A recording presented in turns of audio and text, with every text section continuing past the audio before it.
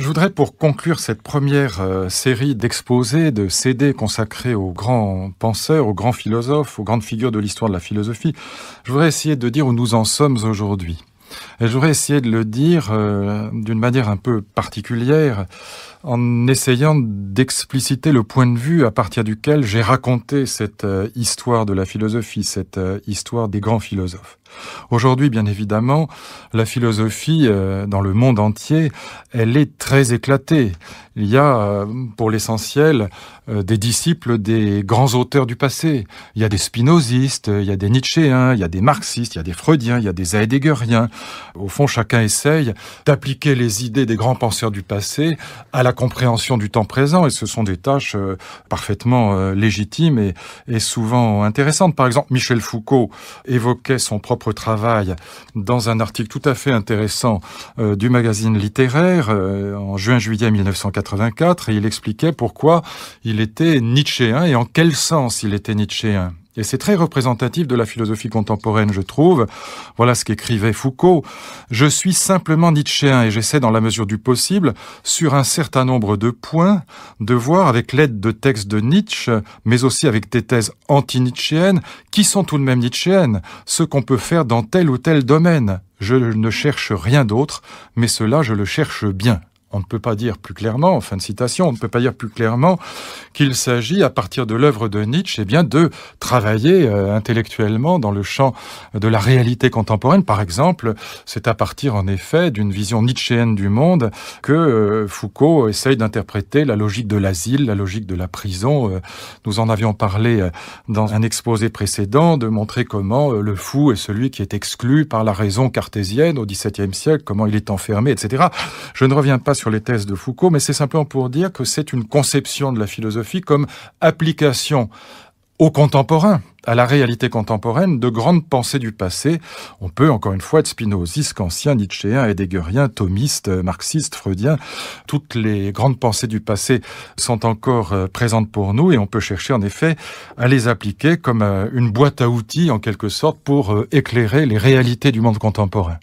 Mais je pense qu'aujourd'hui, nous avons besoin aussi d'une philosophie du temps présent, qui ne soit pas simplement l'application des philosophies du passé à la réalité contemporaine, mais qui soit, à proprement parler, une philosophie contemporaine, non pas une philosophie appliquée aux contemporains, mais une philosophie contemporaine, donc une philosophie originale, et sans vouloir prétendre disposer de cette philosophie, je voudrais dire plus simplement, de manière tout à fait humble et modeste, en tout cas je l'espère, où nous en sommes de la compréhension du monde, de la compréhension philosophique du monde. Et je voudrais commencer par rappeler deux idées que nous avons vues en commençant ces exposés, que nous avons vus au tout début de nos réflexions, deux idées qui me servent de fil conducteur pour essayer d'indiquer la situation de la philosophie contemporaine. La première idée, je la rappelle très brièvement, et j'espère que tout le monde s'en souvient, ça c'est mon côté vieux professeur, c'est la différence entre valeur morale et valeur spirituelle.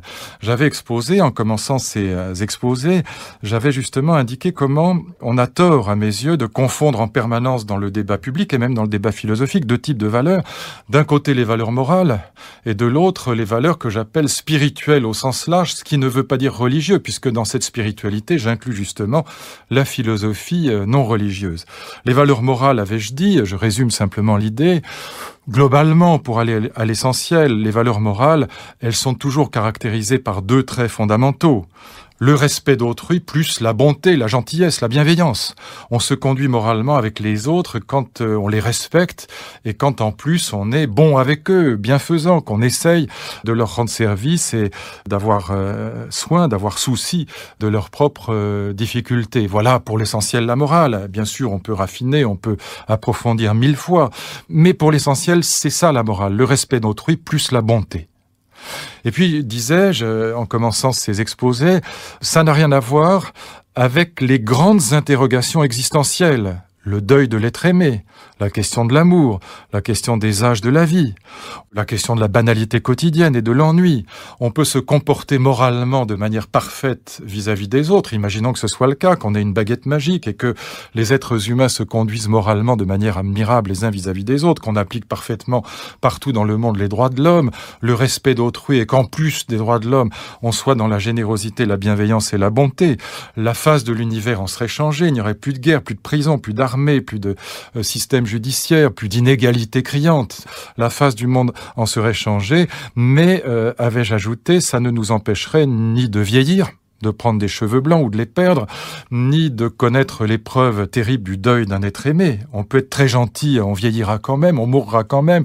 On peut être très gentil, très bon, très respectueux et avoir un enfant qui meurt d'un accident de voiture ou perdre un être aimé dans telle ou telle circonstance. On peut même être très gentil et très respectueux des autres et être malheureux en amour, tomber amoureux de quelqu'un qui ne vous aime pas. Et puis on peut même être très gentil, très moral, très respectueux du droit et s'ennuyer dans la vie. Toutes ces questions, la question de l'amour, la question de la mort, la question des âges de la vie, la question de l'ennui et de la banalité de la vie quotidienne, eh bien toutes ces questions relèvent, disais-je, d'un autre type de valeur, d'une autre sphère de valeurs que j'appelle les valeurs spirituelles. Et puis j'avais dit, et je termine avec cette première idée, qu'il y a deux spiritualités. Fondamentalement, c'est-à-dire deux tentatives de définir la vie bonne, de dire ce que c'est qu'une vie bonne. Eh bien, il y a des spiritualités avec Dieu et par la foi, ça s'appelle les grandes religions, et puis il y a des spiritualités sans Dieu et sans la foi, et ça s'appelle les grandes philosophies. Et j'avais donné l'exemple d'Ulysse comme matrice de toute l'histoire de la philosophie, de cet Ulysse, de ce héros grec qui refuse l'offre de Calypso. Calypso, sa maîtresse, qui l'aime tellement que elle veut le garder, elle lui propose l'immortalité, elle lui dit « si tu restes avec moi, si tu restes mon amant, je te donnerai la jeunesse et la vie éternelle ». Et Ulysse refuse parce qu'il pense que une vie de mortel réussie est préférable à une vie d'immortel raté, et il entre dans cette voie de la philosophie. Il s'écarte de la religion pour aller vers une définition de la vie bonne qui ne passe ni par Dieu ni par la foi. Eh bien, il faut garder présente à l'idée cette réflexion sur la spiritualité laïque, c'est-à-dire sur la définition de la vie bonne qui ne passe ni par Dieu ni par la foi, mais qui se fait, si je puis dire, avec les moyens du bord. Et en acceptant la finitude humaine, c'est-à-dire le fait que nous sommes des mortels. Voilà ce qui guide ma réflexion encore aujourd'hui, et je pense que nous avons besoin d'une spiritualité laïque pour notre temps, donc d'une philosophie pour notre temps, et pas simplement d'une application des grandes philosophies du passé, quelle que soit la grandeur de ces philosophies, et quelle que soit la grandeur des applications qu'on en fait, en quoi je ne suis ni kantien, ni nietzschéen, ni spinoziste, ni marxiste, même si j'ai une admiration sans limite pour ces grands auteurs. Je pense que nous avons besoin d'une réflexion qui soit une réflexion autonome, une spiritualité de notre temps. Et je pense que c'est cela qui est passionnant dans la philosophie contemporaine, que la tâche de la philosophie contemporaine, c'est en effet d'apporter une réponse, ou en tout cas de réfléchir à la question cruciale de la philosophie depuis toujours, la question d'Ulysse, qu'est-ce qu'une vie bonne pour les mortels ? Comment se pose aujourd'hui cette question ? Comment pouvons-nous aujourd'hui imaginer des réponses à cette question? Voilà pour moi la problématique de la philosophie contemporaine. Donc ça n'est pas une réflexion critique, ça n'est pas un engagement politique, c'est une réflexion sur la vie bonne, mais qui, encore une fois, est une réflexion laïque et qui part de ce constat, déprimant sans doute, mais lucide, que nous sommes bel et bien des mortels. Et puis j'avais ajouté, c'est la deuxième idée que je voudrais rappeler en préalable, qu'il y a toujours trois axes dans toute grande philosophie. Toute grande philosophie, toute grande vision du monde philosophique est animée par trois champs de réflexion, trois grands axes de réflexion.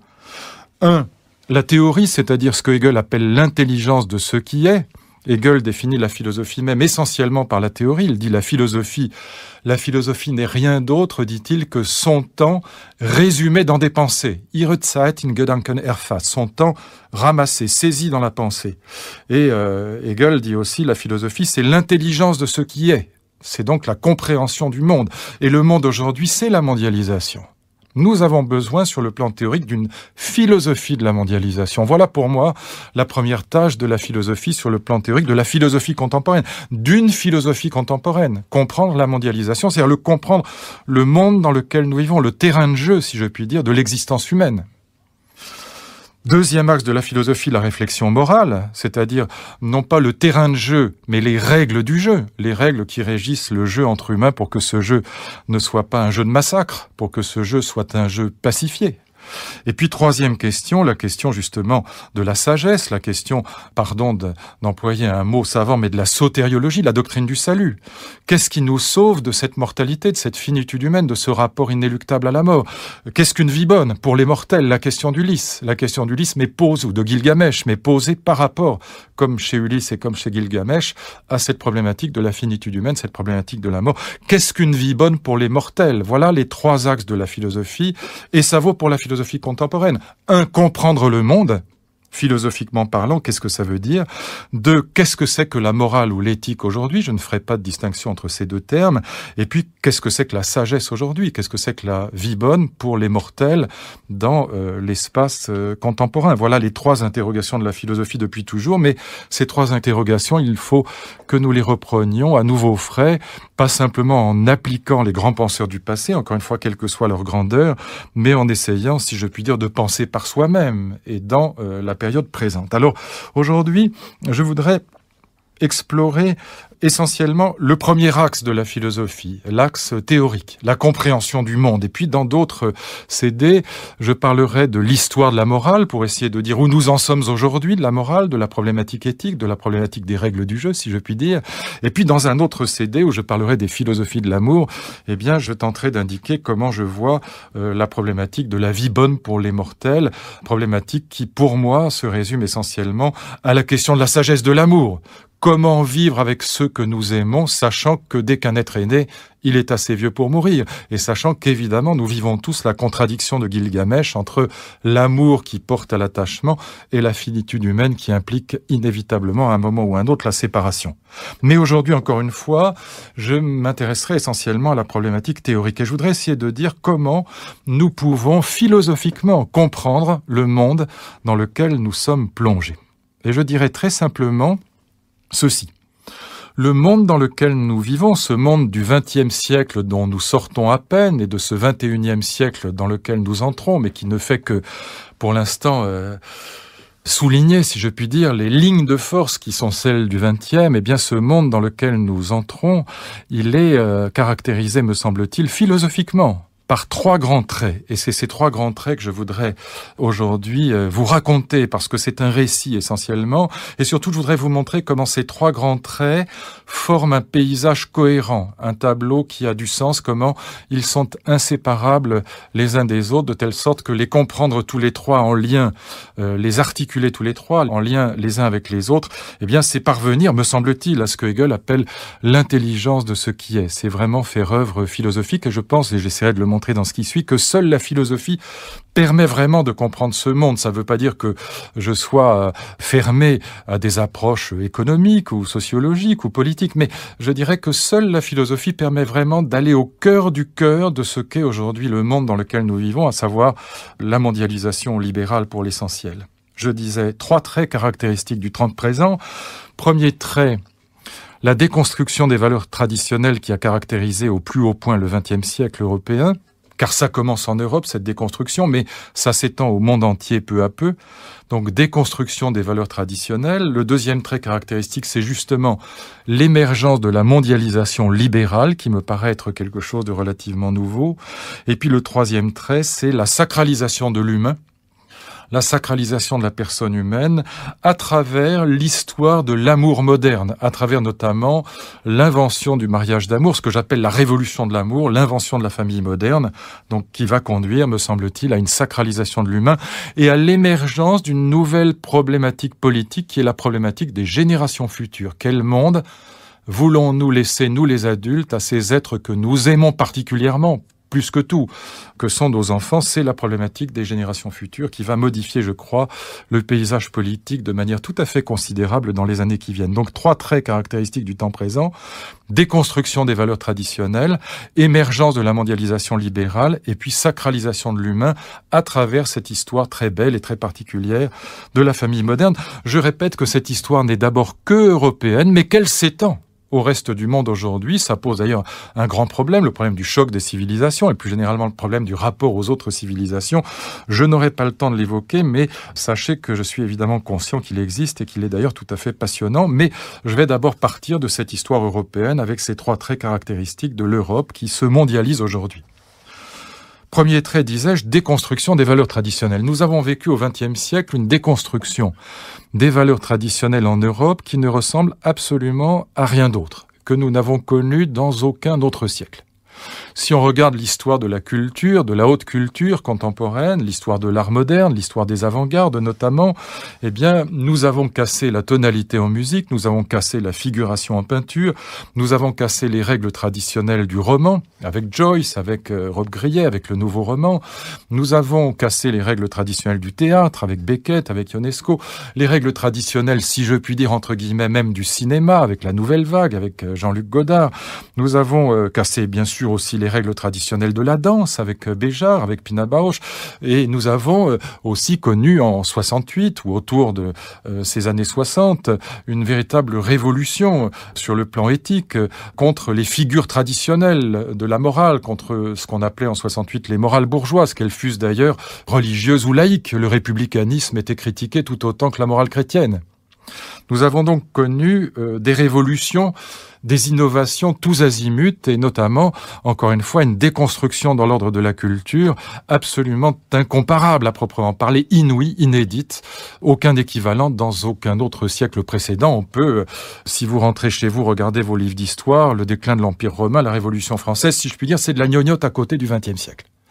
On a là vraiment quelque chose de sans équivalent avec une interrogation de fond. Pourquoi au XXe siècle et pourquoi en Europe? Et pourquoi cela s'étend-il aujourd'hui au reste du monde à une vitesse accélérée? Avec des résistances, évidemment, notamment dans le monde arabo-musulman, en Iran aujourd'hui, par exemple, mais aussi avec des avancées considérables en Chine, en Inde, où les révolutions que connaissent ces pays ressemblent beaucoup à ce qui s'est passé il y a quelques décennies encore en Europe. Et si nous regardons la vie quotidienne, et pas simplement la haute culture qui finalement touche malgré tout seulement un petit nombre de gens, si nous regardons la vie quotidienne, je dirais que c'est encore plus frappant.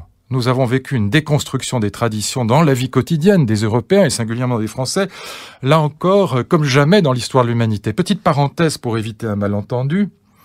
Je ne suis pas en train de préparer en sous-main le coup habituel du retour en arrière aux bonnes vieilles valeurs, de la Troisième République, par exemple. Je ne vais pas idéaliser les plumes sergent-major, les blouses grises, les encriers en porcelaine emplis d'encre violette. Je ne suis pas un partisan du retour en arrière, je ne suis pas dans la nostalgie, même si la nostalgie fait nécessairement partie de la description des ruptures et des innovations qui caractérisent le XXe siècle, mais ça n'est pas mon axe fondamental. Ce qui m'intéresse, c'est de comprendre ce qui s'est passé. Et je n'ai jamais été séduit par les retours en arrière, par les restaurations au sens politique du terme. Je ferme la parenthèse, mais c'est pour éviter un malentendu qui pourrait s'insinuer assez rapidement dans ce que je vais dire. Mais on verra très vite que ça n'est pas une description nostalgique du XXe siècle à laquelle j'invite, même si, voilà, comme tout le monde, j'ai la nostalgie de ma jeunesse, j'ai la nostalgie du monde des paysans de mon enfance. À certains égards, c'est impossible de l'éviter, mais encore une fois, ça n'est pas mon sentiment dominant et surtout je n'en tire aucune politique de restauration d'un passé perdu. C'est pas ça, encore une fois, qui m'intéresse dans cette affaire, c'est de comprendre ce qui s'est passé. Je ferme vraiment cette fois-ci la parenthèse. Déconstruction, disais-je, non seulement dans la haute culture, l'histoire des avant-gardes, l'histoire de l'art moderne et contemporain, c'est l'histoire des ruptures avec la tradition, l'histoire des innovations en permanence. C'est ce que dit par exemple, enfin c'est ce qui est évident, j'avais pas besoin de citer qui que ce soit, ça va de soi. Mais aussi, disais-je, dans la vie quotidienne, il y a deux révolutions qui ont marqué à l'intérieur de l'atmosphère générale de révolution permanente, encore une fois de rupture avec la tradition et d'innovation permanente. Il y a deux révolutions qui ont marqué l'histoire de l'Europe de manière très très prégnante, et notamment l'histoire de France. C'est ce que les historiens n'hésitent plus à appeler la fin des paysans d'un côté et de l'autre l'émancipation des femmes. Ce sont les deux révolutions majeures dans nos vies quotidiennes. Il y avait 6 millions de paysans dans la France de mon enfance, en 1950. Il reste 300 000 exploitations agricoles aujourd'hui, en France. Peut-être 600 000 paysans, peut-être 1 million. Mais de toute façon, le chiffre a été divisé par 6, peut-être même par 10. Ça ne change pas simplement le paysage physique et géographique d'un pays, ça change évidemment le paysage moral, culturel, intellectuel d'un pays. Que cette fin des paysans, les historiens parlent aujourd'hui de la fin des paysans, c'est-à-dire non seulement leur diminution considérable, mais aussi la transformation du paysan en agriculteur. L'agriculteur, ça n'est pas le paysan de mon enfance, c'est très différent. Et ça change évidemment le monde. Le village dans lequel j'ai passé mon enfance, pas très loin de Paris, il a changé davantage en 50 ans qu'en 500 ans, ou en tout cas en 300 ans. Les femmes y faisaient la lessive au lavoir, elles n'étaient pas payées pour se faire par l'office du tourisme, c'est vraiment comme ça qu'on faisait. Tout le monde le sait quand il a mon âge, si je puis dire, mais quand je dis ça à mes filles qui ont 10 ans et 11 ans, elles ont l'impression que leur père sort directement de Jurassic Park ou en tout cas des pierres à feu. Le monde a tellement changé que ça leur paraît inimaginable qu'on fasse la lessive dans un lavoir. Les paysans faisaient les foins avec une faucille ou avec une faux. Eh bien là encore, mes filles n'ont jamais vu de faucille ailleurs que sur le drapeau du Parti communiste français, encore faut-il se dépêcher, mais là encore, elles ne savent pas ce que c'est. Avec mes frères, pardon d'évoquer des souvenirs personnels, mais ils ne sont pas personnels en vérité, c'est des souvenirs qui appartiennent à toutes les familles d'Europe. Eh bien, le matin, nous nous battions avec mes frères pour avoir l'honneur insigne de moudre le café dans un moulin à bras. Là encore, mes filles n'ont jamais vu cet instrument, d'ailleurs je crois qu'elles n'en ont jamais vu, mais si tant est qu'elles l'aient vu, c'est dans un musée ou chez un antiquaire, ça n'existe plus, alors que c'était l'ustensile de cuisine le plus évident dans une famille. Eh bien, il y a là, j'indique ces petits détails, au passage simplement pour qu'on se remette en mémoire à quel point en 50 ans à peine le monde a changé. Et si nous regardons l'histoire des femmes, c'est tout aussi frappant.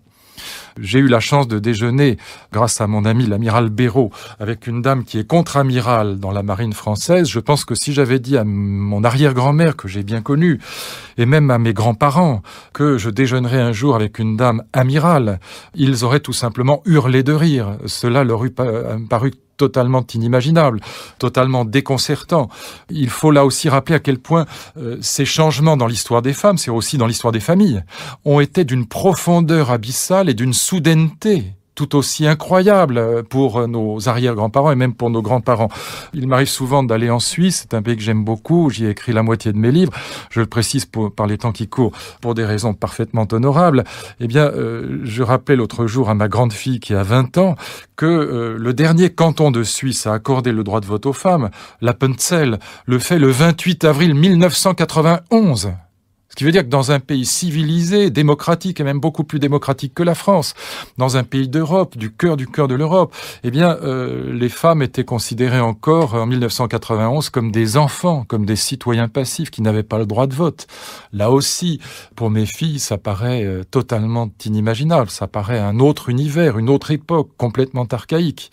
Il y a une transfiguration dans ce domaine qui est à nul autre pareil. Et quand on regarde la France, c'est au fond pas très différent. Lorsque le premier secrétariat d'État à la condition féminine est créé par Giscard d'Estaing, je crois que c'était en 1974, avec Madame Giroud, Françoise Giroud, dans le rôle titre, dans le rôle de la ministre, eh bien, ou de la ministre, je parle comme aujourd'hui, à l'époque on ne parle pas comme ça, on dit dans le rôle du ministre, évidemment, la ministre est une faute de français mais parfaitement compréhensible, eh bien, lorsque ce premier secrétariat d'État est créé, l'homme est encore bien sûr le chef de famille, et dans un régime normal de la communauté, lorsqu'on se marie, eh bien la femme doit demander l'autorisation de son chef de famille, de son mari, pour ouvrir un compte en banque, et même pour prendre la pilule, il faut l'autorisation du mari. Là encore, les choses ont changé de manière si abyssale que ça paraît inimaginable à nos enfants comme ça paraîtrait inimaginable à nos arrière-grands-parents. Et si on regarde, pour prendre un dernier exemple, mais c'est juste pour que nous nous remettions ensemble en mémoire la brutalité et la profondeur de ces changements qui sont, on le voit d'ailleurs aux exemples que je prends, des changements qui sont parfois très positifs. L'émancipation des femmes est pour moi la meilleure nouvelle du siècle, évidemment, car j'ai toujours pensé qu'il n'y avait pas d'homme libre sans femme libre. Réjouissons-nous. Donc on voit que cette description n'est pas nostalgique, ou en tout cas pas essentiellement nostalgique, même s'il y a évidemment des brins de nostalgie. Eh bien, lorsque nous regardons les établissements scolaires, et que nous les comparons avec ceux que nous avons connus, qui a mon âge dans l'enfance, ou pour qui n'a pas mon âge, il suffit de regarder les films qui mettaient en scène dans les années 30, 40, 50, 60 encore, des établissements scolaires, les disparus de Saint-Agile, ou le sublime Topaz de Pagnol, avec cet immense acteur dans le rôle titre, dans le rôle de Topaz que fut Louis Jouvet. Eh bien, si nous comparons les classes de l'époque, le topaz de Pagnol, c'est 1938. Aux classes d'aujourd'hui, les bras nous en tombent des mains, si je puis dire. On a, souvenez-vous, la dictée de Topaz, lorsque Jouvet dicte ce fameux texte, les moutons spessent dans un pré, en faisant les liaisons pour que ces petits élèves ne fassent pas de faute. Eh bien, si on se reporte au film de l'époque, il est tout à fait véridique, tout à fait authentique et réaliste, on entendrait un moucheron voler à 150 mètres. La même scène dans une classe de 4e pré-professionnelle un peu délicate, et le topaz en question ressort en tutu dans le quart d'heure s'il n'a pas la syncope avant. On a là un monde qui a complètement changé, pour le meilleur et pour le pire, les deux à la fois. Alors, la grande question, c'est évidemment la question pourquoi et pourquoi maintenant? Pourquoi maintenant? Je veux dire, pourquoi dans l'Europe, dans l'Occident du XXe siècle? Puis encore une fois, ça s'étend progressivement avec des réticences, des résistances, mais ça s'étend quand même de plus en plus vite au reste du monde.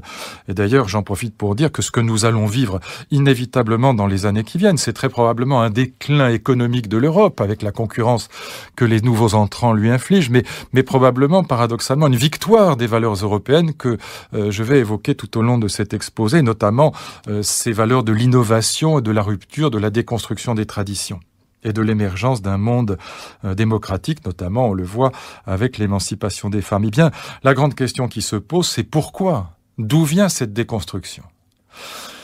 En première apparence, en première approximation, en première approche, on a le sentiment que cette déconstruction, et c'est une première approche, elle n'est pas fausse, mais elle est très incomplète. Gardez à l'esprit l'idée qu'il y aura une seconde approche. En première approximation, cette déconstruction des valeurs traditionnelles, elle sera le fait en Europe. Elle commence en 1800, autour de 1850, au milieu du 19e siècle. Elle sera le fait de jeunes gens qui sont animés, de jeunes gens qui sont, si vous voulez, les 68 arts avant la lettre, les contestataires avant la lettre. Le mot n'existe pas encore en 1850, le mot contestataire, mais la chose y est, qui vont inventer un nouvel idéal de vie qui passe par la déconstruction des traditions. C'est l'invention de la vie de bohème à Paris dans les années 1850. Je dis quelques mots de cette histoire parce qu'elle n'est pas très connue, elle est absolument passionnante. On connaît très bien l'histoire de la bohème après 1900, disons après le bateau lavoir de Picasso, mais entre 1850 et 1900, il n'y a pas grand-chose d'écrit sur cette période-là en matière de déconstruction des traditions et d'invention de la vie de bohème. Et voilà pourquoi j'en dis quelques mots ici, parce que c'est une histoire absolument passionnante et elle est très très représentative de cet esprit de la déconstruction qui va littéralement animer tout le XXe siècle. Qu'est-ce que c'est que l'invention de la vie de bohème? Le premier livre à mettre en scène, c'est le cas de le dire, cet idéal de la bohème, il s'appelle Les scènes de la vie de bohème. Il est écrit par un petit auteur allemand dans la fin des années 1840. Il est publié en feuilleton et puis après en livre. Il s'appelle justement Les scènes de la vie de bohème. Ce petit auteur allemand s'appelle Heinrich Mürger. Il va devenir Henri Murger avec la nationalité française qu'il va adopter. Il écrira en français et son livre, Les scènes de la vie de bohème, va rester dans les mémoires, en tout cas dans celles des mélomanes, parce qu'il va servir de livret à l'opéra, ou en tout cas un des opéras qui est encore aujourd'hui le plus joué dans le monde, le fameux opéra de Puccini qui s'appelle justement La Bohème. Et que raconte ce petit livre d'Henri Murger? Eh bien, il raconte la vie de ces jeunes gens, les bohèmes, qui vont s'appeler eux-mêmes les bohèmes, non plus avec un accent circonflexe, mais avec un accent grave. On est là dans la bohème comme mode de vie, pas dans la bohème comme pays. On n'est pas chez les Roms, on est chez les bohèmes du 5e arrondissement de Paris, puisque cette bohème commence évidemment dans le quartier latin. Ce sont des étudiants, ce sont des jeunes gens qui sont déjà, habillés comme on refera en 68, comme on referont les hippies, avec des vêtements qui indiquent la volonté de contester les traditions, de rompre avec les traditions. Ils détestent les bourgeois, ils mangent du bourgeois tous les matins au petit déjeuner, ils détestent les Philistins, ils détestent la maréchaussée, ils détestent les valeurs conventionnelles. Ils veulent inventer un monde absolument neuf, ils sont dans l'utopie, la vraie vie est ailleurs, comme dira Rimbaud un peu plus tard. Ils sont donc dans l'utopie et dans cette conviction que pour parvenir à l'utopie, pour eux l'utopie elle est plus littéraire et artistique que politique, mais les deux sont liés. Eh bien, pour parvenir à réaliser l'utopie, si tant est que la formule ait un sens, il faut commencer par faire table rase du passé, c'est-à-dire déconstruire les traditions. C'est évidemment un héritage lointain de la Révolution française. On est dans une idéologie révolutionnaire. Et même si je voulais aller plus loin, et c'est d'ailleurs probablement pour ça que ça commence à Paris, c'est un héritage lointain du cartésianisme. Le geste cartésien de la mise en doute des préjugés, des traditions. Ce doute radical que Descartes met en place, d'une certaine manière, c'est déjà l'invention de la vie de Bohème, en ce sens que ce que Descartes invente, c'est l'idée qu'il faut faire table rase du passé, qu'il faut en finir avec les traditions, avec les préjugés. Les préjugés, c'est aussi les valeurs bourgeoises, comme on dira en 68. C'est aussi la bienséance, c'est aussi les conventions. Eh bien, il faut faire table rase de tout ça pour inventer un monde absolument neuf. Descartes veut reconstruire complètement à partir de zéro, comme les révolutionnaires français à partir de l'an 1, tout l'édifice de la science, comme les révolutionnaires, tout l'édifice de la politique. Eh bien, avec les Bohèmes, on veut reconstruire tout l'édifice de l'art. C'est la préhistoire de l'art moderne que je raconte là. Et ces jeunes gens, ces Bohèmes, vont, comme on refera en 68, ils vont former des petits groupes, des groupuscules, et ils vont se donner des noms qui vont passer dans le langage courant, des noms dont certains vont devenir très célèbres, très connus, qu'on utilise encore une fois quasiment tous les jours, en tout cas qu'on comprend parfaitement, mais qui à l'époque sont tout neufs, tout nouveaux, tout beaux, et qui indiquent cette volonté, encore une fois, de rompre avec les traditions, de déconstruire les traditions et d'innover radicalement. Ils s'appellent les je m'en foutistes et ils se donnent à eux-mêmes le titre d'honneur de je m'en foutiste parce qu'ils se foutent des bourgeois, de l'argent, de la réussite sociale et des valeurs conventionnelles. Ils s'appellent les utistes. J'aime bien les utistes parce qu'ils disent zut à la société. On est poli encore à l'époque, on dit zut. Ils s'appellent les fumistes. J'aime beaucoup aussi le mot fumiste et le groupe des fumistes. Alors, ils s'appellent les fumistes parce que, bien sûr, ils fument de l'opium, comme on refera en 68 avec l'herbe ou le hache. Là encore, on n'a rien inventé. Ils fument de l'opium et quand ils ont bien fumé, qu'ils sont bien stone, on dirait en bon français d'aujourd'hui, eh bien ils développent une espèce d'humour froid, d'humour anglais, de cynisme à la limite, qui tourne en dérision toutes les valeurs les plus sacrées aux yeux des Philistins, aux yeux des bourgeois. C'est ça, les fumistes. D'ailleurs, dans le langage courant, quand on dit à son grand-fils, par exemple, tu es un fumiste, eh bien, ça veut dire tu te fous de tout, tu es négligent, à la limite, tu es cynique, tu ne travailles pas assez. C'est se moquer des choses, dire tu es un fumiste. Hein. Eh bien, là, en effet, il se moque des choses, il se moque des valeurs bourgeoises, des conventions, des traditions. Il y a encore des hirsutes. J'aime beaucoup, là aussi, les hirsutes. Les hirsutes, ils sont comme l'ami Borloo, quelle que soit l'heure du jour ou de la nuit, ils ont l'air de tomber directement du lit, avec la joue froissée, le cheveu en bataille, la chemise un peu désordonnée. Ils sont hirsutes, l'image est très belle, l'image des hirsutes, parce que ça veut dire qu'ils sont bruts de décoffrage. Ils ne sont pas civilisés, embourgeoisés au mauvais sens du terme. Ils ne sont pas allés chez le coiffeur. Ils sont, bruts de décoffrage. Ils sont sauvages. Ils sont sauvages comme ces canards sauvages auxquels, hélas pour eux, on rogne les ailes pour en faire des canards de basse-cour, c'est-à-dire des bourgeois qui vivent en civilité. Donc ils ne sont pas policés, ils ne sont pas embourgeoisés, ils sont hirsutes. L'un des grands poètes des hirsutes, Jean Richepin, sera mis en musique par Brassens. Une chanson célèbre de Brassens est un poème des hirsutes. Ô vie heureuse des bourgeois, qu'Avril bourgeonne ou que d'Esrambrogel, ils sont fiers et contents. Ce pigeon est aimé 3 jours par sa pigeonne, ça lui suffit, il sait que l'amour n'a qu'un temps. Voilà un poème typique des hirsutes, un poème de Jean Richepin, mis en musique par cet autre bohème que fut Georges Brassens, évidemment, qui se reconnaissait dans toute cette histoire. Et puis, il y en aura beaucoup d'autres. Il y a des vilains bonshommes, il y a des gueux, il y a des bousingots. Bousingot, c'est le nom d'un petit chapeau en cuir que les marins portaient. Il y a des hydropathes. J'aime beaucoup le groupe des hydropathes, qui est conduit par un homme qui s'appelle Émile Goudot. Alors, je lui dois beaucoup à Émile Goudot, parce que, alors, hydropathe, ça veut dire étymologiquement les buveurs d'eau. Émile Goudot, la bonne eau, jeu de mots franco-anglais approximatif. Émile Goudot est un petit fonctionnaire du ministère des Finances, mais c'est aussi un très bon écrivain, c'est un poète très talentueux. Il a une barbe immense, il a des cheveux longs, ce qui ne se fait pas du tout dans ce petit monde du ministère des Finances, surtout à l'époque. Et cet Émile Goudot va écrire un livre absolument admirable, un livre qui m'a été infiniment précieux, qui s'appelle 10 ans de Bohème, justement, et qui raconte très en détail la vie des hirsutes, des fumistes, des je m'en foutistes, des hydropathes. Livre absolument passionnant, très bien écrit, et qui justement donne vraiment cette atmosphère de la Bohème, qui caractérise ces années 1850, 60, 70 en l'occurrence. Et puis, peut-être un petit dernier pour la route, parce que je l'aime particulièrement, c'est le groupe des Incohérents. On est là aussi dans les années 1870 et même plutôt 80. Il est dirigé par un homme qui s'appelle Jules Lévy. Et les Incohérents vont inventer ce qu'on pourrait appeler les premiers objets surréalistes, c'est-à-dire des objets qui sont absurdes et dont la seule et unique destination est de choquer le bourgeois. Ils inventent des peignes pour chauves, des balançoires de murs pour calmer les enfants turbulents. Et leur immense bonheur, c'est de faire de grandes expositions de ces objets absurdes, incohérents. Ils s'appellent les Incohérents. C'est donc assez logique, si je puis dire. Et leur immense bonheur, eh bien, c'est que lorsqu'ils font des expositions de ces objets surréalistes, lorsque les bourgeois passent à côté, à proximité, on les entend entonner un air, lui aussi voué à une longue postérité, le fameux air du Tout fout le camp. Ah, ma bonne dame, regardez à quoi qui ressemblent les jeunes d'aujourd'hui. Eh bien, cet air des jeunes d'aujourd'hui, cet air du déclin de l'Occident, il est l'autre face de la bohème. C'est la même médaille dont on regarde deux faces, le pile et le face, justement. Eh bien, l'air du déclin, il est contemporain de l'invention de la bohème. Et comme la bohème, l'air du déclin, l'air du tout fout le camp, cet air déclinologique, il traversera lui aussi tout le XXe siècle.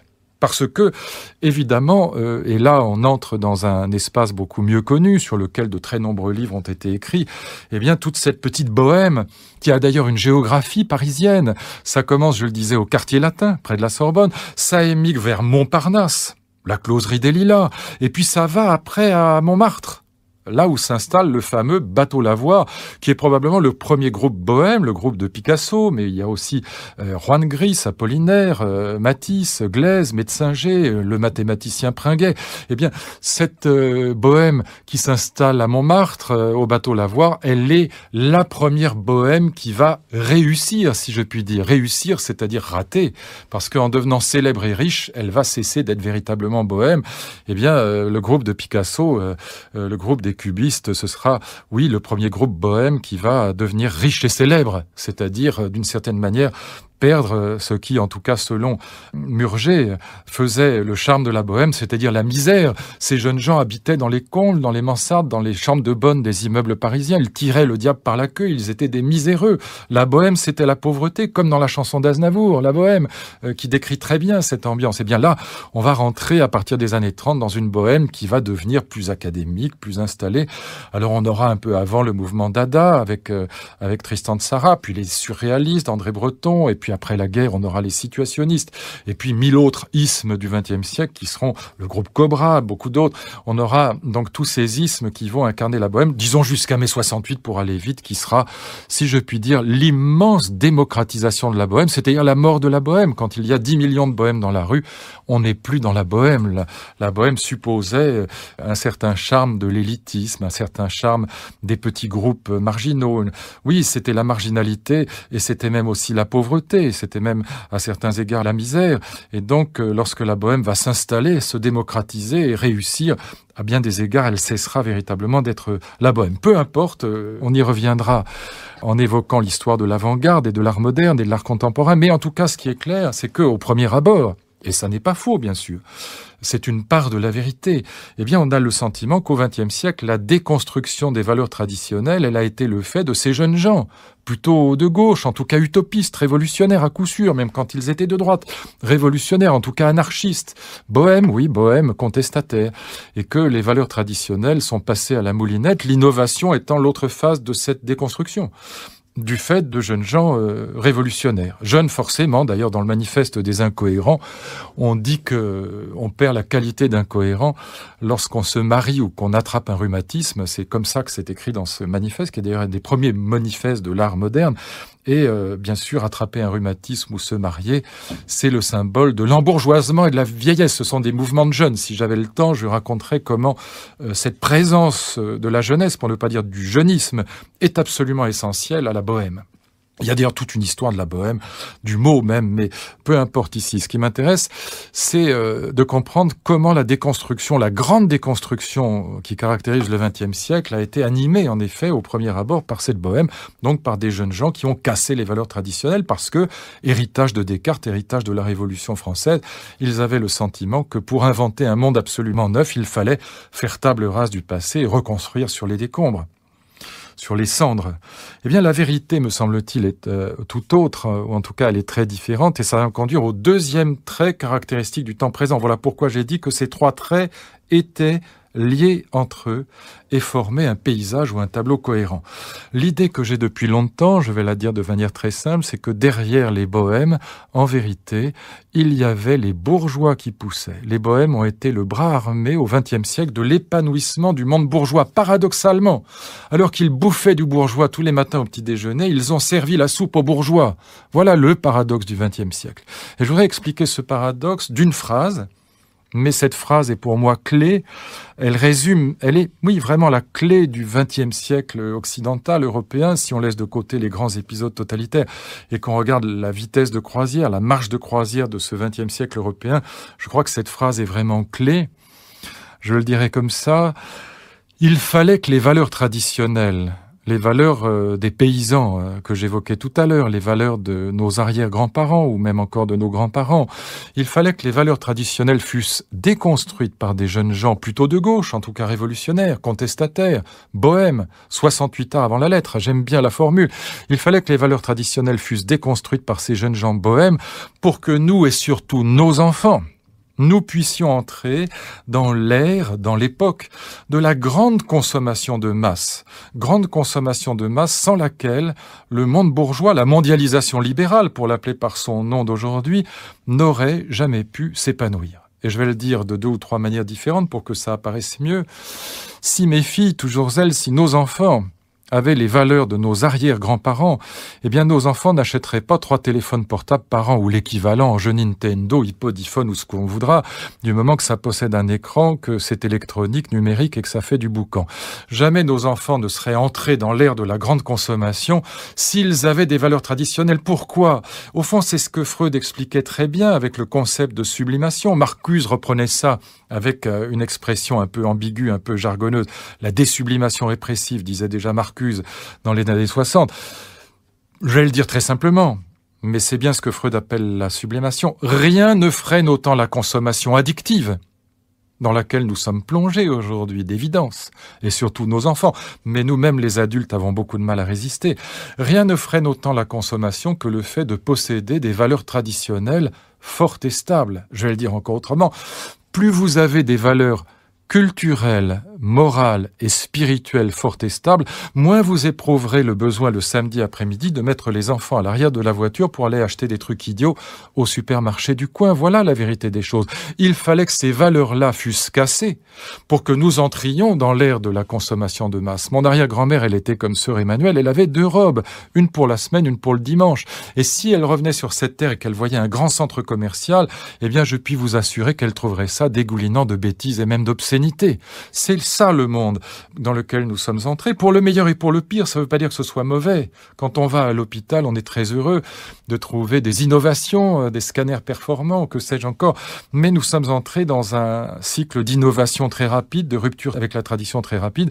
Et ce cycle d'innovation et de rupture avec la tradition, eh bien, et notamment côté rupture avec la tradition, il a favorisé l'émergence d'un monde de la grande consommation de masse. Et c'est cela, fondamentalement, la mondialisation libérale. J'en viens donc au 2e trait du temps présent, mais je voudrais quand même être un peu précis sur ce 2e trait. Qu'est-ce que c'est que la mondialisation ? La mondialisation, si on demande à un économiste en général, il dit, et ça n'est pas faux évidemment, que la mondialisation, c'est l'entrée de l'Inde, de la Chine, du Brésil et de quelques autres dans le cycle de la production et de la consommation, dans la logique de la production et de la consommation à l'occidental. Bien sûr, c'est vrai. Mais la mondialisation, c'est bien autre chose que cela, et c'est d'une profondeur abyssale. La mondialisation, c'est 2 grands moments dans l'histoire de l'Europe. C'est d'abord la révolution scientifique des Lumières et du XVIIIe siècle. Pourquoi ? Parce que la science moderne, c'est dans l'histoire de l'humanité le premier discours mondial. Avant, on est dans la collection contes et légendes. Avant, il y a des cosmologies, des philosophies, des littératures, des poésies, mais elles sont toutes locales. Il y a une mythologie grecque, japonaise, chinoise, africaine et même par pays. Avec la science, avec le principe d'inertie, le principe de la gravitation universelle de Newton, on va rentrer pour la première fois dans un discours qui est absolument mondial, qui est absolument universel, qui est transclasse sociale et transfrontière. Le principe de la gravitation universelle de Newton, ça vaut pour les riches comme pour les pauvres, pour les puissants comme pour les faibles, pour les aristocrates comme pour les roturiers, en quoi la science est révolutionnaire par essence. Mais ça vaut aussi pour les Chinois, les Anglais, les Français, les Indiens ou les Allemands. Et ça traverse donc les classes sociales et les frontières. C'est la première révolution mondialiste, la révolution scientifique. Et lorsqu'elle apparaît, elle est porteuse d'un projet de civilisation. Il ne s'agit pas simplement de connaître le monde, il s'agit aussi de rendre l'humanité plus libre et plus heureuse. Le bonheur, une idée neuve en Europe, dit Saint-Just. On est dans une finalité politique grandiose. grandiose. Liberté, bonheur, par les Lumières. Et ça animera, au fond, droite et gauche confondues, Adenauer comme De Gaulle ou Jaurès, ou Michelet ou Hugo. Toute l'Europe intellectuelle et politique sera animée par cet idéal de liberté et de bonheur, de bien-être, en tout cas, jusqu'aux années 1970. Et là, il se passe quelque chose de nouveau, avec notamment, un peu plus tard, mais avec l'audiovisuel et puis très vite avec l'Internet, la mise en instantané des marchés financiers va inaugurer un deuxième âge de la mondialisation. Au fond, ce gigantesque projet humaniste qui anime les Lumières, ce projet d'émancipation de l'humanité, ce projet de bonheur pour tous ou pour le plus grand nombre, eh bien, il va être victime d'une chute au sens biblique ou platonicien du terme. Cet humanisme des Lumières, cet humanisme républicain, il va tomber dans une infrastructure, pour parler comme le vieux Marx, une infrastructure qui est celle de la compétition universelle, compétition entre les entreprises qui sont aujourd'hui toutes ouvertes sur le grand large, compétition entre les peuples, entre les cultures, entre les laboratoires scientifiques, entre les universités. Chaque 3 mois, à la une de nos hebdomadaires, nous avons un classement mondial des universités. Compétition tous azimuts qui fait que l'histoire va radicalement changer de sens par rapport à l'idéal des Lumières, par rapport à la première mondialisation. La première mondialisation va se renverser en son contraire, dans un processus que Hegel pourrait dire dialectique. Pourquoi ? Eh bien parce que, et c'est peut-être l'idée essentielle, pour comprendre le monde, l'intelligence de ce qui est, voilà la philosophie. Sur le plan théorique, eh bien le monde dans lequel nous vivons, l'histoire dans laquelle nous sommes plongés, elle n'avance plus notre histoire mondiale, animée par la représentation d'une fin, comme Voltaire ou encore De Gaulle pouvaient l'imaginer, l'émancipation de l'humanité, le bonheur pour l'humanité. L'histoire n'avance plus animée par la représentation d'une fin. Elle ne l'a peut-être jamais fait, mais c'était l'idée qui animait. Encore le général de Gaulle quand il créait le commissariat au plan, le commissariat à l'énergie atomique, quand il pensait qu'on pouvait avoir une politique industrielle nationale. L'idée, c'était de faire l'histoire. C'est ce que promettait la République, c'est ce que promettait la démocratie, que les êtres humains, ensemble, et ne serait-ce que par le suffrage universel, allaient pouvoir construire leur destin. Eh bien, l'histoire n'avance plus par rapport à la représentation d'une fin, d'un objectif grandiose, d'un idéal, d'un grand dessein, comme on disait voici peu encore. L'histoire avance poussé dans le dos, si je puis dire, par une logique, et chaque mot compte, anonyme, mécanique, automatique et totalement aveugle, qui est la logique de la compétition de tous avec tous. Une entreprise qui n'innove pas en permanence est une entreprise qui fait faillite. La loi de l'innovation est devenue la loi du monde parce que la compétition générale, le benchmarking, comme on dit dans les écoles de management, le benchmarking généralisé oblige à l'innovation permanente et à la rupture permanente. Marx avait 100% raison sur ce point. Le capitalisme mondialisé, c'est la révolution permanente. Et il avait raison sur un deuxième point. Les hommes font leur histoire, disait-il, sans savoir l'histoire qu'ils font. Jamais cette phrase n'a été aussi vraie qu'aujourd'hui. Nous n'avançons plus, si peu que ce soit, animés par la représentation d'une fin. Personne ne sait ni vers quoi nous allons, ni pourquoi nous y allons. Nous avançons mus par l'obligation, encore une fois, anonyme, mécanique, automatique et totalement aveugle, d'innover en permanence ou de crever. Comme dans Darwin, une espèce qui ne s'adapte pas meurt, une entreprise qui n'innove pas en permanence disparaît. Et innover en permanence, c'est pas simplement innover dans les produits, c'est innover dans la communication de l'entreprise, dans l'informatisation, la suppression du papier, l'archivage sur Internet, c'est innover dans la gestion des humains, c'est innover dans tous les domaines. Nous vivons une histoire qui ressemble à un vélo qui doit avancer pour ne pas tomber. S'il n'a pas une certaine vitesse, il tombe. Ou, j'aime encore mieux cette image que j'affectionne particulièrement, notre histoire ressemble à un gyroscope. Le gyroscope, si il ne tourne pas assez vite sur son axe, il tombe du fil sur lequel vous l'avez posé. Mais le gyroscope ne sait pas pourquoi il tourne. Nos entreprises tournent, notre économie tourne, mais les chefs d'entreprise ne savent pas pourquoi. Ils savent qu'il faut innover, innover, innover encore. Mais ça n'est pas un projet, c'est une contrainte, c'est une obligation, c'est un cahier des charges. Ça n'est pas un grand dessein. Lorsque, au fond, on parle avec un patron d'une grande entreprise qui fabrique des téléphones portables, par exemple, qui est l'objet sur lequel la compétition mondiale, donc la pression de l'innovation, pèse le plus aujourd'hui. C'est le symbole de la mondialisation, le téléphone portable. Eh bien, le fabricant d'un téléphone portable, il sait une chose et une seule. c'est que si dans 3 mois, il ne met pas sur le marché un téléphone portable plus innovant que celui que nous avons dans notre poche, s'il n'y a pas plus de pixels dans la caméra, plus de mémoire dans le MP3, une connexion 4G plus ou 5G, ou une connexion plus performante avec Internet, peu importe le nom qu'on lui donne, ça n'est pas un grand dessein, c'est juste une contrainte. Il sait qu'il est mort s'il n'innove pas. Encore une fois, il est obligé d'avancer comme un vélo qui n'avance pas tombe ou comme quelqu'un qui se prend le pied en haut d'un grand escalier est obligé de courir de plus en plus vite pour se rattraper, pour ne pas se ramasser. Mais il ne sait pas où il va, à proprement parler. L'innovation n'est pas un projet, encore une fois, c'est une obligation pour le chef d'entreprise. Et pour le reste, il a beaucoup d'innovation. Est-ce que dans nos smartphones, comme on dit en bon français, les livres vont marcher? Est-ce que les applications vont se poursuivre à l'infini? Qu'est-ce qui marchera le mieux? Les jeux, les images, l'écrit, dans quelle proportion? Est-ce qu'on lira vraiment les journaux qui disparaîtront? Personne ne le sait absolument aujourd'hui. En revanche, sur cette conviction, le chef d'entreprise qui fabrique ça n'a aucune hésitation. S'il n'innove pas, il est mort. Voilà. Et voilà pourquoi le chef d'entreprise qui détestait les bohèmes, il y a encore 60 ou 70 ans, peut-être même moins que ça, aujourd'hui affectionne particulièrement l'art contemporain, parce que c'est un art de l'innovation et de la rupture, et qu'il est le Picasso du téléphone portable. Qui fait rentrer ce vieux stalinien de Picasso au musée, au Louvre de son vivant, ce qui n'était jamais arrivé pour aucun autre peintre? Eh bien, c'est le président Pompidou qui fut le président le plus bourgeois de toute l'histoire de la République française, mais qui était passionné de modernisme. Au fond, il faisait rentrer Picasso au musée comme il achetait une Porsche 356 parce qu'il était fasciné par les objets nouveaux, par la technique, par la nouveauté, l'innovation technologique et industrielle. Eh bien, on voit aujourd'hui qu'en effet, qui est passionné par l'art contemporain, qui est passionné par les bohèmes, ce sont aujourd'hui les bourgeois. C'est mon ami François Pinault qui est passionné par l'art contemporain, qui est classé à la une du Figaro, le personnage le plus important de l'art contemporain aujourd'hui. Et c'est probablement vrai. Il est réellement passionné d'art contemporain parce que, au fond, alors je ne veux pas parler à sa place, bien sûr, mais il me le confiait une fois. Ce qui le passionne, me disait-il, chez un être humain en général et chez un créateur en particulier, c'est la capacité d'innovation. Voilà ce qu'on trouve en effet dans l'art contemporain avant tout. À mes yeux, l'art contemporain ne fut pas essentiellement un art de la beauté, mais un art de la rupture avec la tradition et un art de l'innovation.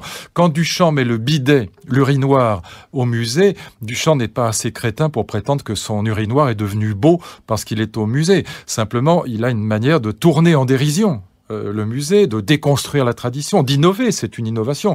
Quand John Cage fait un concert de silence ou quand Klein fait une exposition sans tableau, il ne prétend pas que ce concert de silence est particulièrement beau, mais c'est une innovation radicale. Alors évidemment, ici je force le trait, je prends des exemples qui sont volontairement provocants, mais qui sont des exemples vraiment d'innovation pure, de rupture pure avec la tradition. Et l'art contemporain fut un art de la rupture et de l'innovation pour l'essentiel, et voilà pourquoi le bourgeois et le bohème se sont réconciliés à la fin du XXe siècle dans la figure historique, dans la figure historiale, dirait Heidegger, du bobo, du bourgeois bohème, réconciliation du bourgeois et du bohème dans le concept générique d'innovation et de rupture avec la tradition. Voilà ce que nous avons vécu au XXe siècle. Je passe au troisième trait du temps présent. Il y aurait beaucoup d'autres choses à dire sur ce deuxième trait. Juste peut-être encore une remarque sur la mondialisation. Elle aura 2 effets pervers majeurs, quels que soient par ailleurs les bienfaits qu'on peut lui prêter. Je dis bien par ailleurs, la perte de sens. L'histoire est aujourd'hui totalement dénuée de sens. Et puis, la perte de contrôle du pouvoir des politiques nationales. Pourquoi ? Parce que structurellement, dans ce contexte mondialisé, les leviers des politiques nationales ne lèvent plus grand-chose. Voilà pourquoi la politique aujourd'hui est assez démunie. La politique nationale, la politique locale, c'est différent, mais la politique nationale ne fait plus grand-chose ou très lentement parce qu'elle est prisonnière de cette logique mondialisée dans laquelle, encore une fois, les leviers de la politique nationale ne lèvent plus grand-chose. La politique industrielle de la France, comme on pouvait l'imaginer avec le commissariat au plan du temps du général de Gaulle, c'est très largement fini et on voit bien que pour sécuriser des États en détresse, parce que très en déficit, très endettés et attaqués par les marchés financiers, comme l'Irlande ou la Grèce aujourd'hui, eh bien, ça n'est pas au niveau national qu'on peut véritablement agir, mais au minimum au niveau européen et si possible au niveau mondial. Je ferme la parenthèse, c'était juste pour dire qu'il y aurait beaucoup de choses à dire sur cette mondialisation, mais j'en viens au troisième trait et ce que j'ai appelé la révolution de l'amour qui paraît sans rapport avec les 2 autres et qui en vérité est très lié aux 2 premiers. Pourquoi ? Ce que nous apprennent les historiens du Moyen-Âge sur l'histoire de l'amour et notamment sur l'histoire du mariage et sur l'histoire de la famille. Ces 3 choses qui sont très intéressantes et qui vont complètement bouleverser la donne sur le plan philosophique en matière d'interrogation sur le sens, en matière d'interrogation sur la vie bonne, en matière d'interrogation sur la sagesse. Je n'ai pas abandonné le fil conducteur philosophique, bien au contraire. Ce que nous apprennent les historiens, c'est 3 choses. La première, c'est que je parle des historiens du Moyen-Âge et je pense évidemment d'abord et avant tout à Philippe Ariès. Mais si on n'aime pas les historiens ou l'histoire, qu'on lise les grands écrivains et qu'on lise par exemple cette merveilleuse petite nouvelle de Maupassant qui s'appelle Jadis, ou qu'on pense encore aux pièces de Molière. Jadis qui est une conversation entre une grand-mère qui vit dans l'ancien temps et sa petite-fille qui est déjà dans le mariage moderne, dans le mariage choisi, le mariage d'amour. Et c'est une conversation sur l'amour et sur le mariage qui est absolument passionnante. Jadis, c'est publié dans la collection Bouquins notamment. Petite nouvelle de Maupassant. Eh bien, ce que nous apprennent, encore une fois, les grands écrivains, mais aussi les grands historiens du Moyen-Âge, c'est 3 choses. Et on verra comment elles sont liées à ce que je viens de dire. La première chose, c'est qu'au Moyen-Âge, le mariage d'amour n'existe pas. On ne se marie jamais par amour au Moyen-Âge. Ça n'existe pas.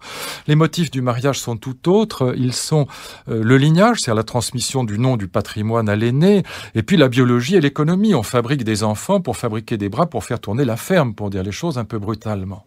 Mais l'amour n'a pas sa place dans cette affaire. Comme le dit mon ami François Lebrun, qui est un très grand historien du Moyen-Âge, qui a écrit un petit livre magnifique qui s'appelle « La vie conjugale sous l'Ancien Régime ». Quelquefois, on s'aimait dans les mariages anciens. C'était d'ailleurs recommandé par l'Église, il faut être honnête, on recommandait l'amour. Pas la sexualité, mais une espèce de complicité, de tendresse.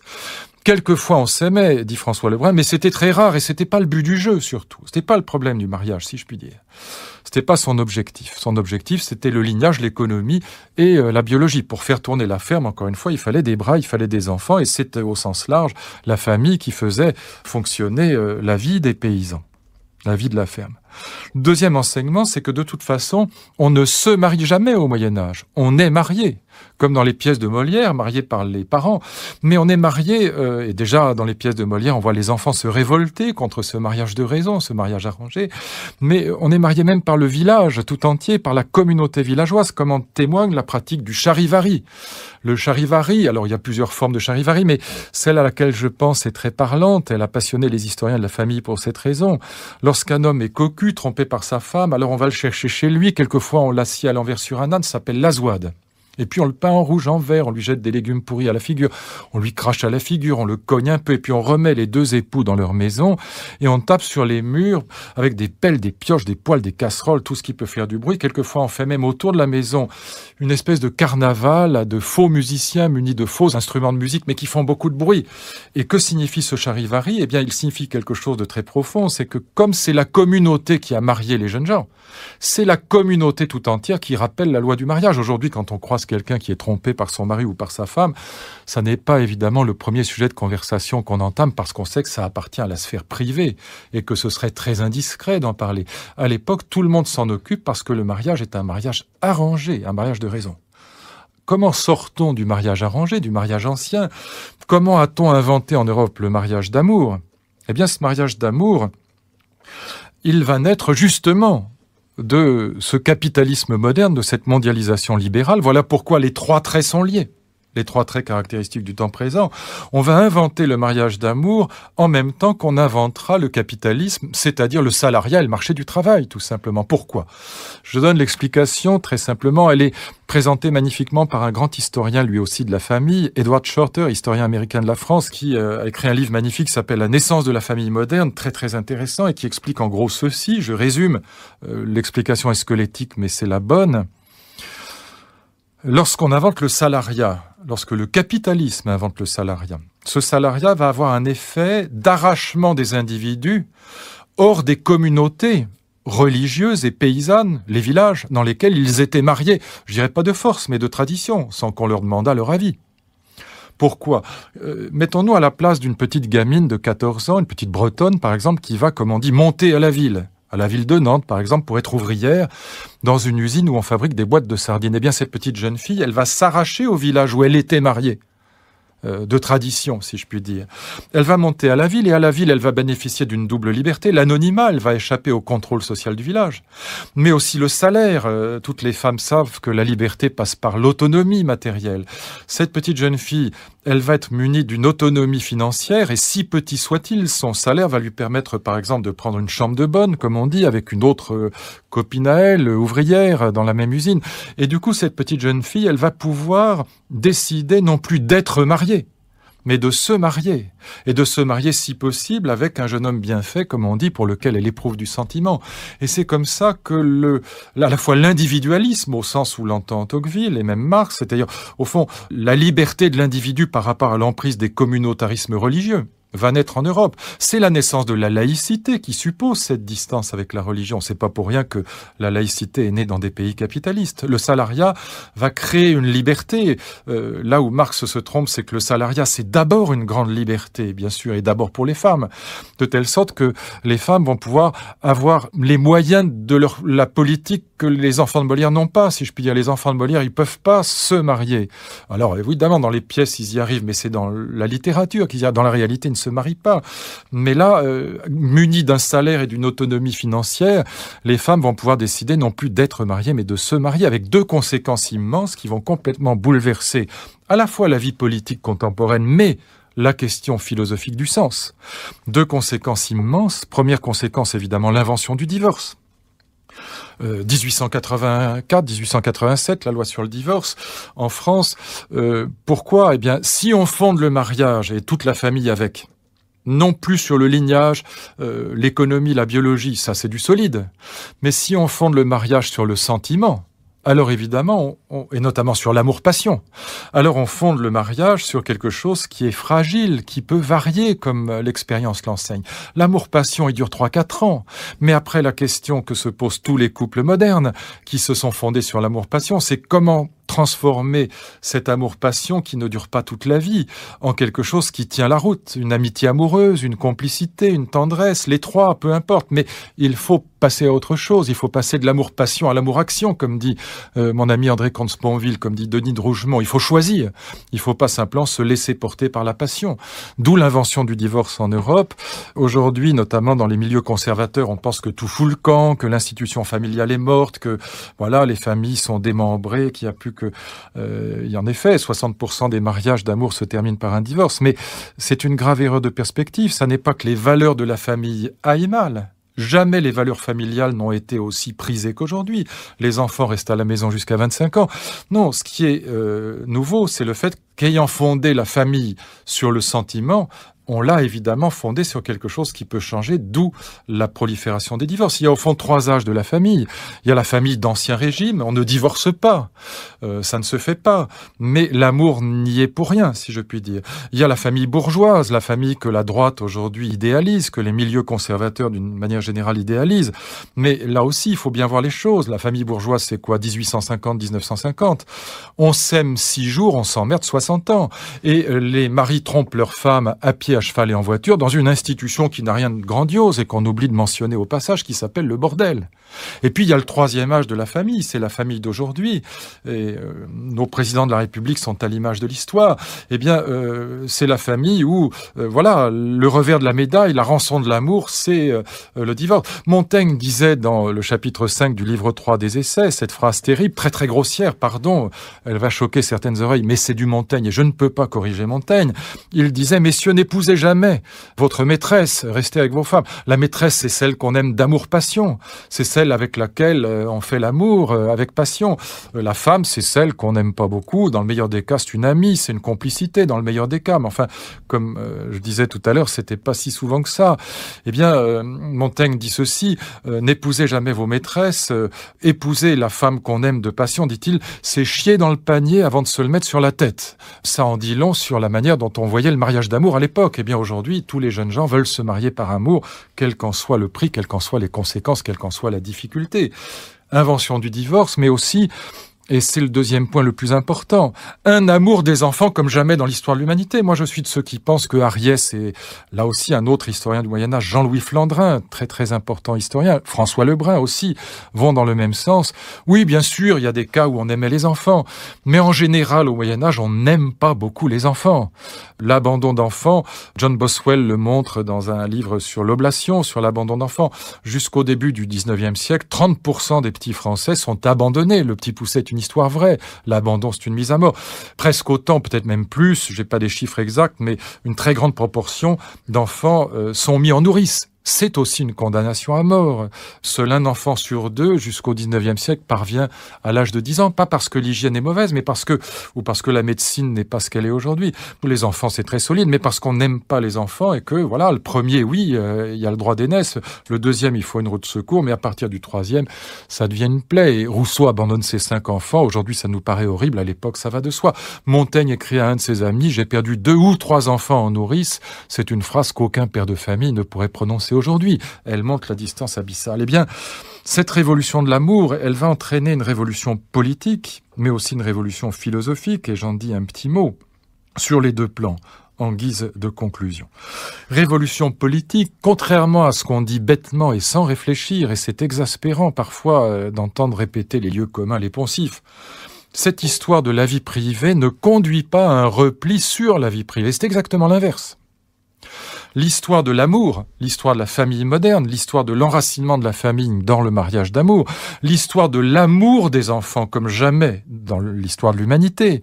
Cette histoire de l'amour des enfants qui est liée à la naissance du mariage d'amour parce que les produits de l'amour vont être aimés. On va se marier par amour et pour l'amour et donc on va aimer ses enfants comme jamais. Elle va entraîner cette histoire de l'amour, cette révolution de l'amour, elle va entraîner 2 révolutions sur le plan politique. D'abord, la naissance de l'humanitaire moderne. On va se soucier d'autrui comme jamais. La naissance de l'humanitaire, on pourrait le montrer très précisément, est absolument parallèle à l'histoire de la famille moderne. La naissance de la Croix-Rouge, c'est contemporain de l'installation de la famille moderne dans la classe ouvrière. Petite parenthèse, c'est dans la classe ouvrière, pour les raisons que j'ai indiquées, liées au salariat, que la famille moderne va s'installer plutôt que chez les bourgeois. Dans mon enfance encore, dans un milieu bourgeois, on ne se marie guère sans l'autorisation du père de famille.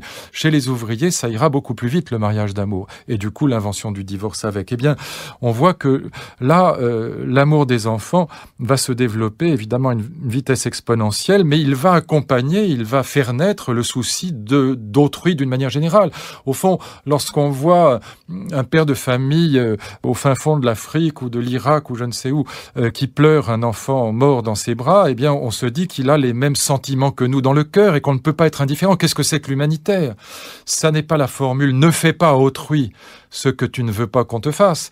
Mais l'humanitaire moderne, Robert Badinter m'avait dit ça un jour et ça m'a marqué, je lui reprends la formule, c'est « ne laisse pas faire à autrui ce que tu ne voudrais pas qu'on te fît ». C'est la lutte contre l'indifférence. Et la lutte contre l'indifférence, elle va naître de ce sentiment d'amour qui va envahir la vie privée, qui va rejaillir évidemment sur le collectif. Quand on regarde les grands massacres du début du XXe siècle, le génocide arménien ou le massacre des Libyens par Mussolini, les gens à l'époque s'en moquaient comme de l'an 40. Aujourd'hui, ça ne laisse plus personne totalement indifférent, même si on fait peu de choses parce qu'on n'a pas forcément les moyens d'agir.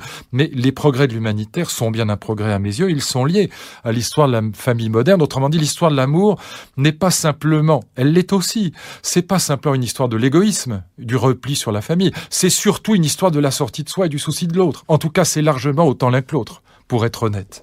Et puis, le deuxième effet collectif et politique, eh bien, c'est justement le fait que la question des générations futures va devenir la question politique fondamentale. La question politique n'est plus aujourd'hui essentiellement comme elle l'était, à gauche la question de la Révolution, à droite la question patriotique et nationale. Le journal des gaullistes dans mon enfance s'appelait encore La Nation. Et lorsque j'étais gamin en 68, à gauche, tout le monde était révolutionnaire. Vraiment, il y avait la révolution d'un côté, puis la France chez les gaullistes de l'autre. Bon, c'était la nation à droite, la révolution à gauche. Eh bien, aujourd'hui, la nation, la révolution ne font plus vraiment recette. Ce qui va remplacer ces deux gris-gris, si je puis dire, de la politique moderne, c'est la question des générations futures. Et c'est pas un hasard si l'écologie est le seul mouvement politique nouveau depuis 2 siècles en Europe et dans le monde.